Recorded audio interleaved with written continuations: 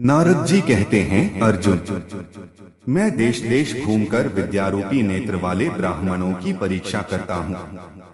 यदि वे मेरे प्रश्नों का उत्तर दे देंगे तब मैं उन्हें दान करूंगा। ऐसा विचार करके मैं उस स्थान से उठा और महर्षियों के आश्रमों पर इन प्रश्नरूपी श्लोकों का गान करता हुआ विचरण करने लगा। वे श्लोक इस प्रकार हैं।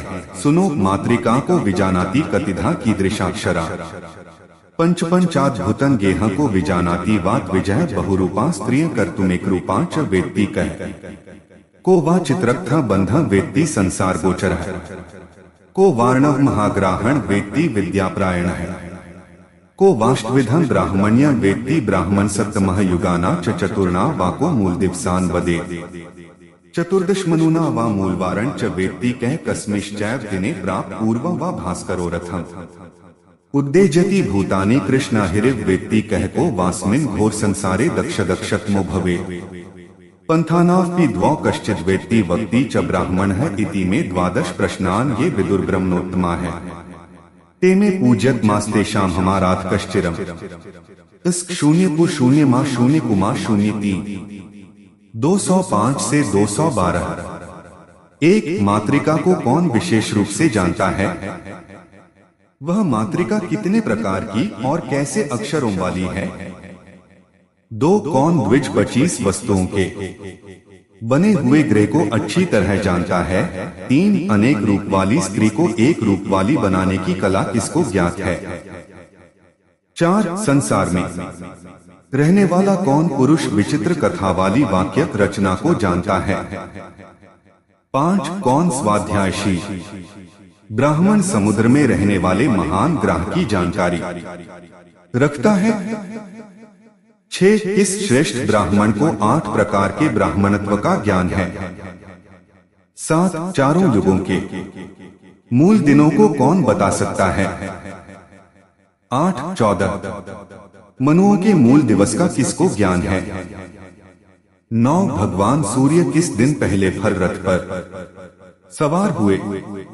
10, जो काले सर्प की भांति सब प्राणियों को उद्वेग में डाले रहता है, उसे कौन जानता है? 11, इस भयंकर संसार में कौन दक्ष मनुष्यों से भी अत्यधिक दक्ष माना गया है? 12, कौन ब्राह्मण दोनों मार्गों को जानता और बतलाता है? जो श्रेष्ठ ब्राह्मण मेरे इन 12 प्रश्नों को जानते हैं वे मेरे लिए परम पूज्य हैं और मैं उनका चिरकाल तक सेवक बना रहूंगा। अर्जुन, इन प्रश्नों का गान करता हुआ मैं सारी पृथ्वी पर घूमता रहा।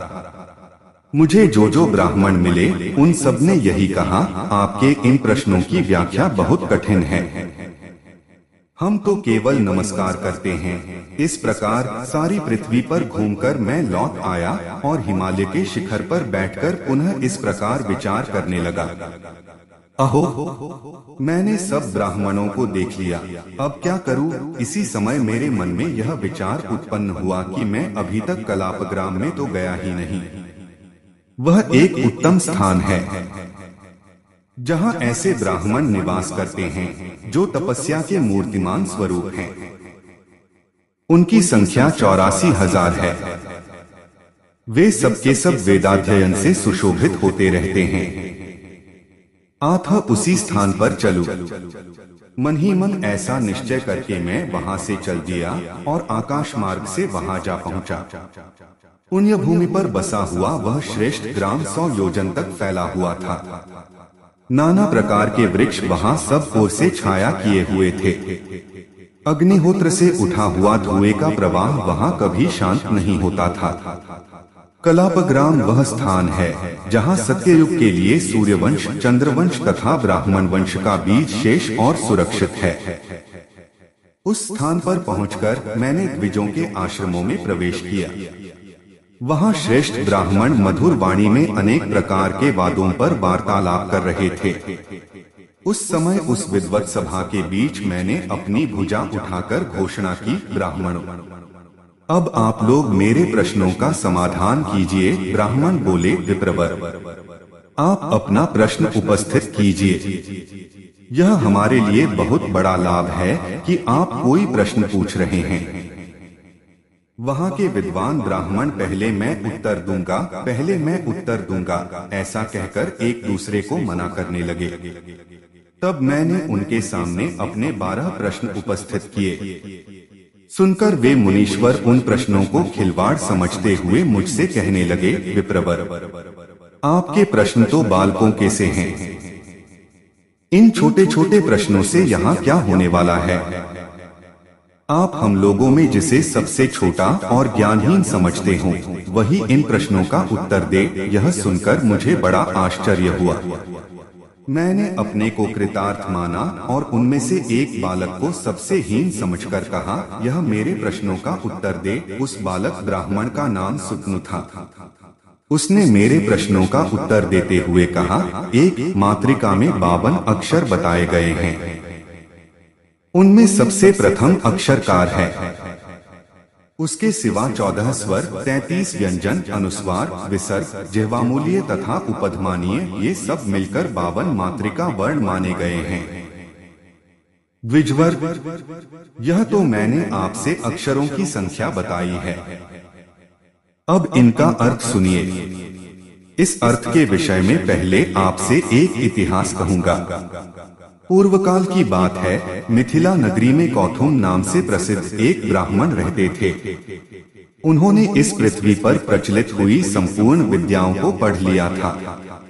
वे 31,000 वर्षों तक आदर पूर्वक अध्ययन में लगे रहे। उनका एक क्षण भी कभी व्यर्थ नष्ट नहीं हुआ।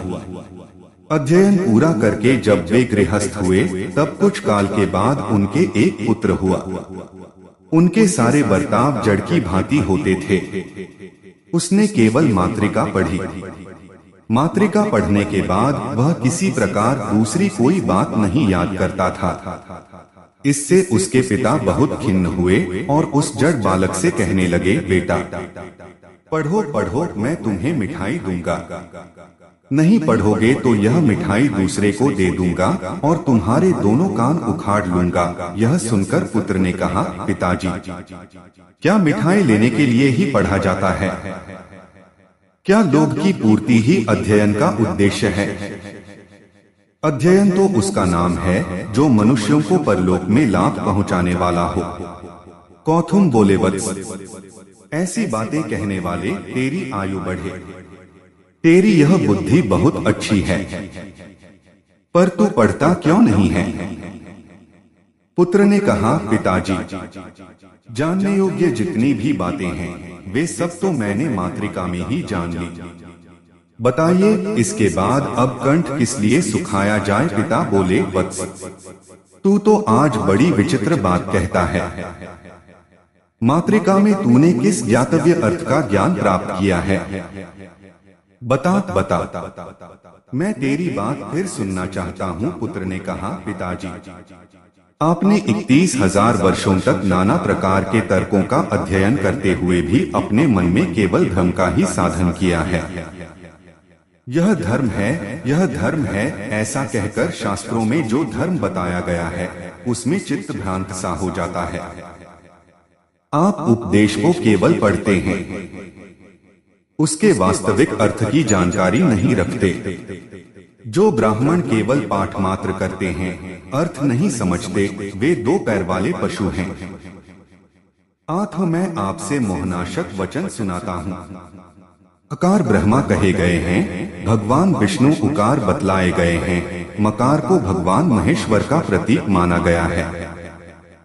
ये 3 गुणमय स्वरूप बताए गए हैं। कार के मस्तक पर जो अनुस्वार रूप अर्धमात्रा है वह सर्वोत्कृष्ट भगवान सदाशिव का प्रतीक है। यह है कार की महिमा, जिसका वर्णन कोटि कोटि ग्रंथों द्वारा 10,000 वर्षों में भी नहीं किया जा सकता। पुनः जो मातृका का सार सर्वस्व बताया गया है उसे सुनिए। अकार से लेकर औकार तक जो 14 2 स्वर हैं, वे 14 मनुस्वरूप हैं। स्वयंभू, स्वारोचिष, औत्तम, रैवत, तामस, छठे चाक्षुष, 7वें वैवस्वत जो इस समय वर्तमान हैं, सावर्णी, ब्रह्म सावर्णी, रुद्र सावर्णी, दक्ष सावर्णी, धर्म सावर्णी, रौच्य तथा भौत्य, ये 14 मनु हैं। श्वेत, पांडु, लोहित, ताम्र, पीत, कपिल, कृष्ण, श्याम, धूम्र, अधिक पिंगल, थोड़ा पिंगल, तिरंगा, बहुरंगा तथा कबरा, ये क्रमशः 14 मनुओं के रंग हैं। पिताजी वैवस्वत मनु ऋकार स्वरूप हैं। उनका रंग काला बतलाया जाता है। क से लेकर ह तक 33 देवता हैं।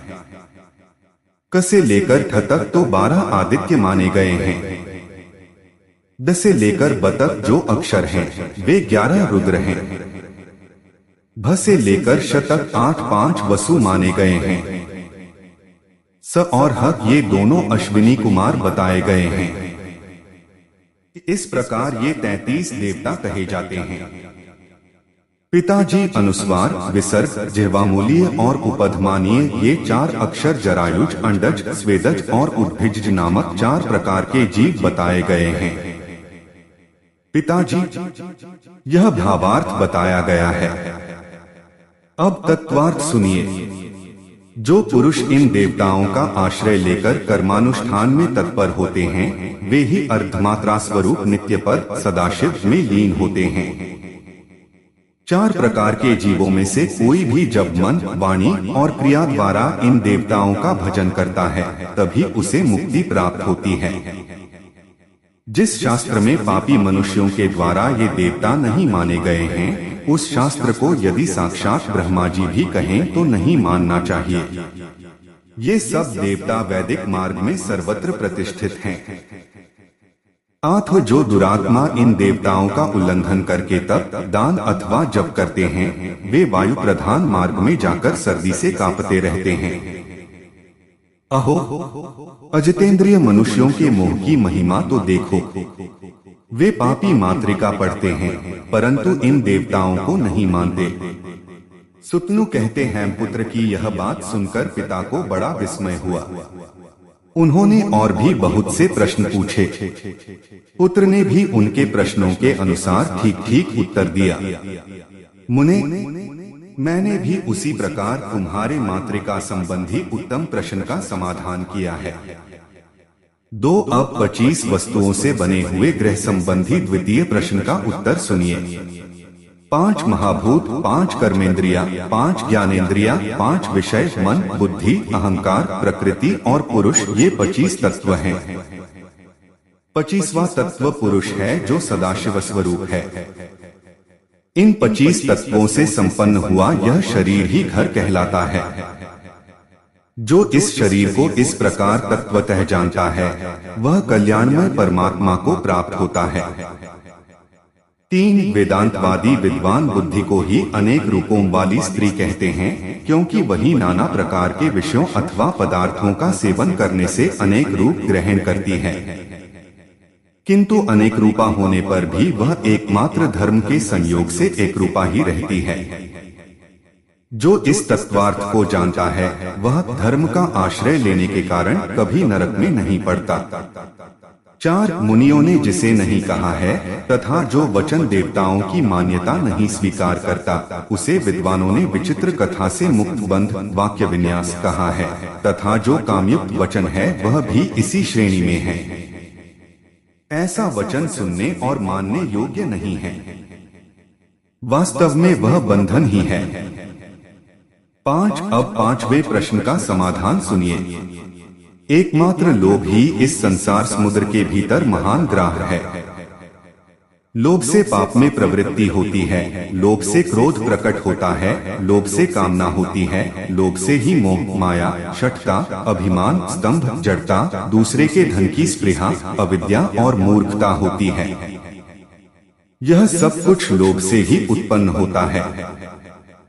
दूसरे के धन का अपहरण, पराई स्त्री के साथ बलात्कार, सब प्रकार के दुस्साहस में प्रवृत्ति तथा न करने योग्य कार्यों का अनुष्ठान भी लोभ की ही प्रेरणा से होता है।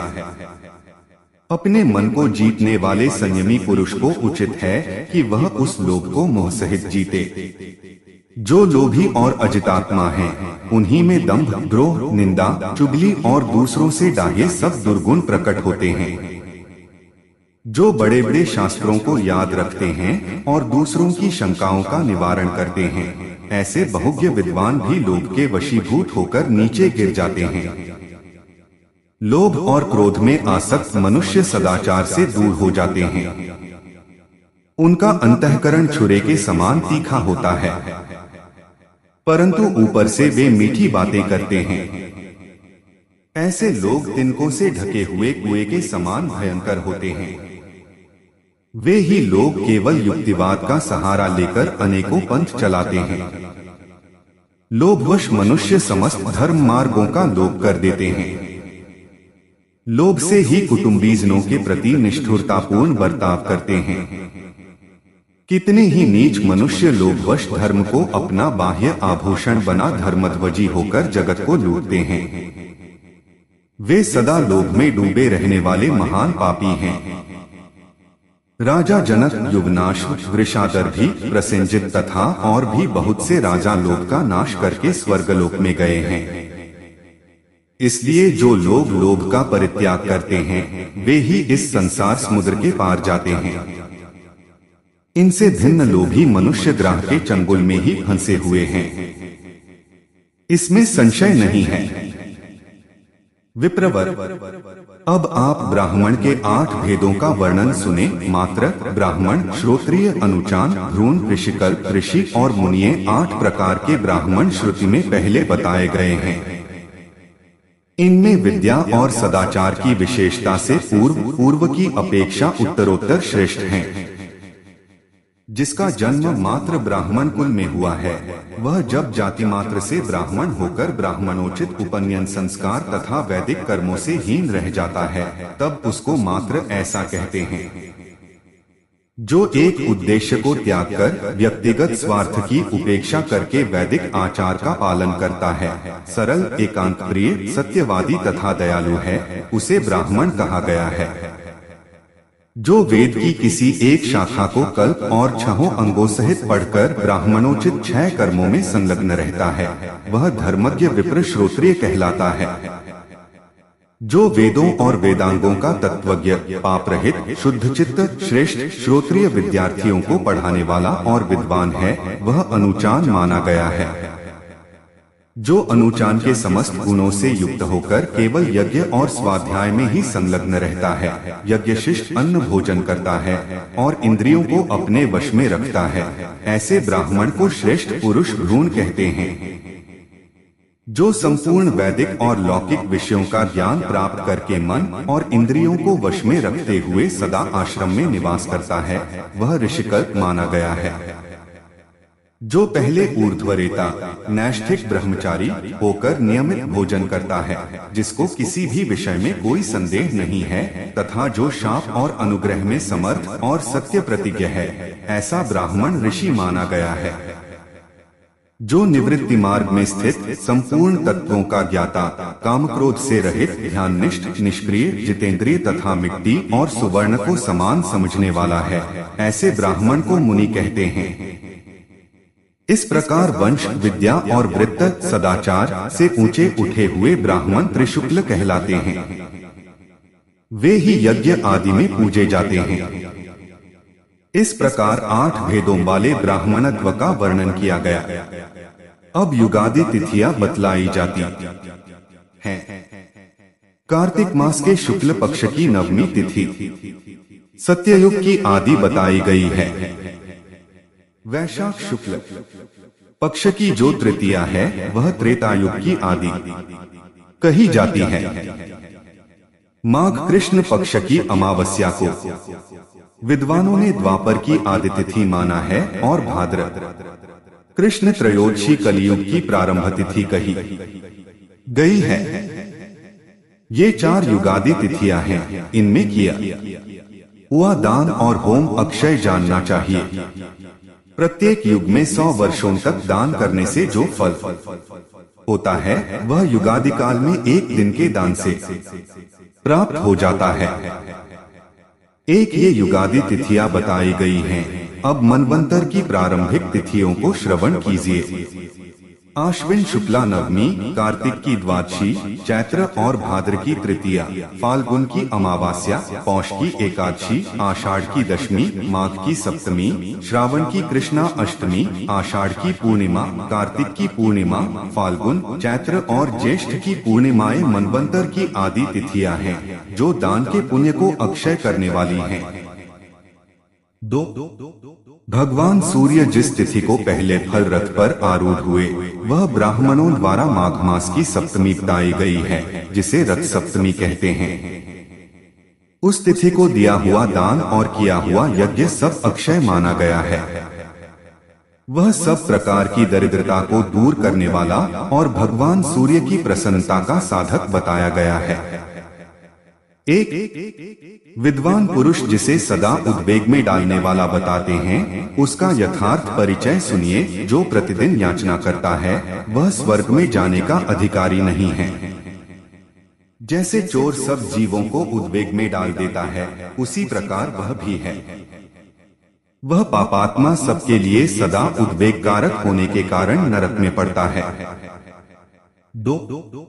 ब्राह्मण, इस लोक में किस कर्म से मुझे सिद्धि प्राप्त हो सकती है और मृत्यु के पश्चात यहाँ से मुझे कहाँ किस लोक में जाना है, इस बात का भली भांति विचार करके जो पुरुष भावी क्लेश के निराकरण का समुचित उपाय करता है, विद्वानों ने उसी को दक्ष पुरुषों से भी अधिक दक्ष चतुर्शिरोमणि कहा है। पुरुष अपनी आयु में से 8 मास, 1 दिन अथवा संपूर्ण पूर्वावस्था में अथवा पूरी आयु भर ऐसा कर्म अवश्य करे, जिससे अंत में वह परम सुखी हो और निरंतर उन्नति के पथ पर बढ़ता रहे। वेदांतवादी विद्वान अर्ची और धूमय 2 मार्ग बतलाते हैं। अर्च मार्ग से जाने वाला पुरुष मोक्ष को प्राप्त होता है और धूम मार्ग से जाने वाला जीव स्वर्ग में पुण्यफल भोगकर पुनः इस संसार में लौट आता है। सकाम भाव से किए हुए यज्ञ आदि के द्वारा धूम मार्ग की प्राप्ति होती है और नैष्कर्म में कर्मफल त्याग एवं ज्ञान से अर्च मार्ग प्राप्त होता है। इन दोनों से भिन्न जो अशास्त्रीय मार्ग है, वह पाखंड कहलाता है। जो देवताओं तथा मनुप्रोक्त धर्मों को नहीं मानता, वह उक्त दोनों मार्गों को नहीं प्राप्त होता। इस प्रकार यह तत्वार्थ का निरूपण किया गया। विप्रवर, आपके इन प्रश्नों का यथाशक्ति समाधान किया गया है। यह ठीक है या नहीं, इसको आप बताइए। साथ ही अपना परिचय भी दीजिए।